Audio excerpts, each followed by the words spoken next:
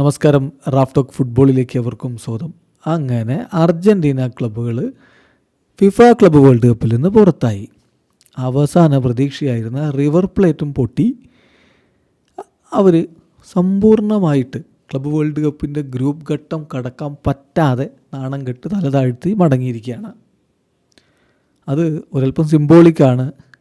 ഈ റിവർ പ്ലേറ്റിൻ്റെ മടക്കം കളി തോറ്റിട്ട് അക്യൂഞ്ഞ തല്ലാൻ പോയതൊക്കെ വലിയ നാണക്കേടായിപ്പോയി. എന്തായാലും വേണ്ടില്ല, ക്ലബ്ബ് വേൾഡ് കപ്പ് കഴിഞ്ഞു അർജൻറ്റീനക്കാരുടെ. എന്ന് പറഞ്ഞാൽ ലാറ്റിൻ അമേരിക്കയിൽ നിന്ന് വന്ന ടീമുകളിൽ ബ്രസീലിൽ നിന്ന് 4 ക്ലബ്ബുകൾ, അർജൻറ്റീനയിൽ നിന്ന് 2 ക്ലബ്ബുകൾ. ബ്രസീലിയൻ ക്ലബ്ബുകളൊക്കെ കോപ്പ ലിബർട്ടഡോറസ് വിജയിച്ച് അങ്ങനെ ചാമ്പ്യന്മാരായിക്കൊണ്ട് ക്ലബ്ബ് വേൾഡ് കപ്പിൽ വന്നതാണ്. അർജൻറ്റീന ടീമുകളാണെങ്കിൽ റാങ്കിങ് പാത്വേയിലൂടെ, എവിടെയും ചാമ്പ്യന്മാരായിട്ടല്ല, റാങ്കിങ് പാത്വേയിലൂടെ കടന്നു വന്നതായിരുന്നു റിവർ പ്ലേറ്റും ബൊക്കയും.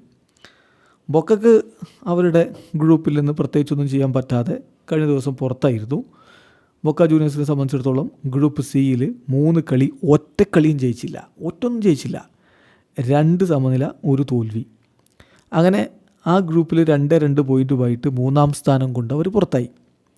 റിവർ പ്ലേറ്റിനായിരുന്നു പിന്നെ ഒരു സാധ്യത ഉണ്ടായിരുന്നത്.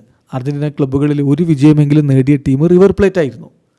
പക്ഷേ റിവർ പ്ലേറ്റ് ഇന്നലെ ഇൻ്ററിനോട് പൊട്ടുകയും ഉറാവ റെഡ്സിനെ മോണ്ടറി പഞ്ഞിക്കിടുകയും ചെയ്തതോടെ ഇൻ്ററും മോണ്ടറിയും മുന്നോട്ട് പോയി, റിവർ പ്ലേറ്റും പുറത്തായി. അർജൻറ്റീനയുടെ ഒരു പ്രതിനിധിയും ഫിഫ ക്ലബ്ബ് വേൾഡ് കപ്പിൻ്റെ റൗണ്ട് ഓഫ് 16 കളിക്കാനുണ്ടാവില്ല. ഇവിടെയാണ് ബ്രസീൽ ക്ലബ്ബുകൾ വ്യത്യസ്തരാകുന്നത്. ബ്രസീലിൽ നിന്ന് ക്ലബ്ബ് വേൾഡ് കപ്പിനെത്തിയ 4 ടീമുകളും റൗണ്ട് ഓഫ് 16ലേക്ക് കടന്നിരിക്കുകയാണ്. നോക്കുക, ഗ്രൂപ്പ് എയിൽ പാൽമിറാസ് ചാമ്പ്യന്മാരായിക്കൊണ്ട് മുന്നോട്ട് കടന്നു. ഗ്രൂപ്പ് ഡിയിൽ ഫ്ലമിംഗോ ചാമ്പ്യന്മാരായിക്കൊണ്ട് മുന്നോട്ട് കടന്നു. ഗ്രൂപ്പ് എഫിൽ ഫ്ലുമിനൻസ് 2-ാം സ്ഥാനവും കൊണ്ടാണ് കടന്നിട്ടുള്ളത്. അതുപോലെ തന്നെ ബൂട്ടാഫാഗോ ഗ്രൂപ്പ് ബിയിൽ 2-ാം സ്ഥാനവും കൊണ്ട് മുന്നോട്ട് കടന്നു. ചുരുക്കത്തിൽ ബ്രസീലിൻ്റെ 4 ക്ലബ്ബുകൾ ഉണ്ടായിരുന്നു.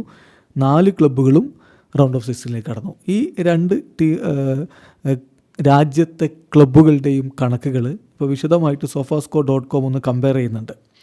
ബ്രസീലുകാരൊക്കെ ക്വാളിഫൈ ചെയ്തപ്പോൾ അർജൻറ്റീനക്കാരൊക്കെ പുറത്തായി. ബ്രസീലിൻ്റെ 4 ടീമുകളിൽ 4ഉം വേൾഡ് കപ്പിൻ്റെ പ്രീ ക്വാർട്ടറിൽ, അർജൻറ്റീനയുടെ 2 ടീമുകൾ 2ഉം പുറത്ത്. ആകെ കളിച്ച കളികൾ ബ്രസീൽ ക്ലബ്ബുകൾ ആകെ കളിച്ചത് 6 വിജയം, 5 സമനില, ഒരേ ഒരു തോൽവി, 4 ടീമും കൂടി. അർജൻറ്റീന ക്ലബ്ബുകൾ 2 ക്ലബ്ബുകൾ കളിച്ചത് ഒരേ ഒരു വിജയം, 3 സമനില, 2 പൊട്ടലുകൾ. അങ്ങനെ സമ്പൂർണ്ണ പരാജയം എന്ന് പറയാൻ പറ്റില്ല. ഒരു ജയം ഉറാവ റെഡ്സിനെതിരെ നേടിയതുള്ളത് കൊണ്ട് ഒരു വിജയമെങ്കിലും അർജൻറ്റീനക്കാർക്ക് നേടാൻ പറ്റി എന്ന് പറയാം. അത് റിവർ പ്ലേറ്റാണ് നേടിയത്. പിന്നെ വിന്നിംഗ് പെർസെൻറ്റേജ് നോക്കുകയാണെങ്കിൽ ബ്രസീൽ ക്ലബ്ബുകൾ 63.9%, അർജൻറ്റീന ക്ലബ്ബുകളുടേത് 33.3% മാത്രം. ഗോൾസ് പെർ മാച്ച് നോക്കുകയാണെങ്കിൽ 1.4 റണ്ണാണ് ബ്രസീൽ ക്ലബ്ബുകളുടെ ആവറേജ്, 1.17 ആണ് അർജൻറ്റീന ക്ലബ്ബുകളുടെ ആവറേജ്. ഇനി ഗോൾ വഴങ്ങിയതിൻ്റെ ആവറേജ് നോക്കിയാൽ ബ്രസീൽ ക്ലബ്ബുകൾ 0.67 ആണെങ്കിൽ അർജൻറ്റീന ക്ലബ്ബുകൾ 1.33 പെർ ഗെയിമാണ്. കൂടുതൽ ഗോളുകൾ വഴങ്ങിയിട്ടുണ്ട് എന്നർത്ഥം. ഇനി ഗോൾ ഡിഫറൻസ് നോക്കുകയാണെങ്കിൽ ബ്രസീൽ ക്ലബ്ബുകളുടേത് +9ഉം അർജൻറ്റീന ക്ലബ്ബുകളുടേത് -1ഉമാണ്. ഇനി ഗോളുകൾ അടിച്ച മത്സരങ്ങൾ നമ്മൾ ഗോളുകൾ വഴങ്ങാതിരുന്ന മത്സരങ്ങൾ നോക്കുകയാണെങ്കിൽ 50% മത്സരങ്ങളിലും ബ്രസീലിയൻ ക്ലബ്ബുകൾ ഗോളുകൾ വഴങ്ങിയിട്ടില്ല. 16.6% മത്സരങ്ങളിൽ മാത്രമാണ് അർജൻറ്റീന ക്ലബ്ബുകൾക്ക് ആവറേജ് ഗോൾ വഴങ്ങാതിരിക്കാൻ പറ്റിയത്.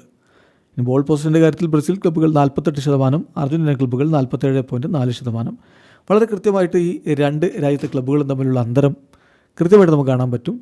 ബ്രസീൽ എല്ലാവരും റൗണ്ട് ഓഫ് 16ലേക്ക് കടന്നു. അതായത് ഗ്രൂപ്പ് ഘട്ടം കടന്നപ്പോൾ അർജൻറ്റീന ഗ്രൂപ്പ് ഘട്ടത്തിൽ തന്നെ തലതാഴ്ത്തി മടങ്ങിയിരിക്കുകയാണ്. തീർന്നു അർജൻറ്റീനയുടെ ക്ലബ്ബ് വേൾഡ് കപ്പ്. വീഡിയോ അവസാനിക്കുന്ന ഫുട്ബോൾ ലോകത്തെ കൂടുതൽ വിശേഷങ്ങളുമായി റാഫ് ടോക്സിൽ എത്താം.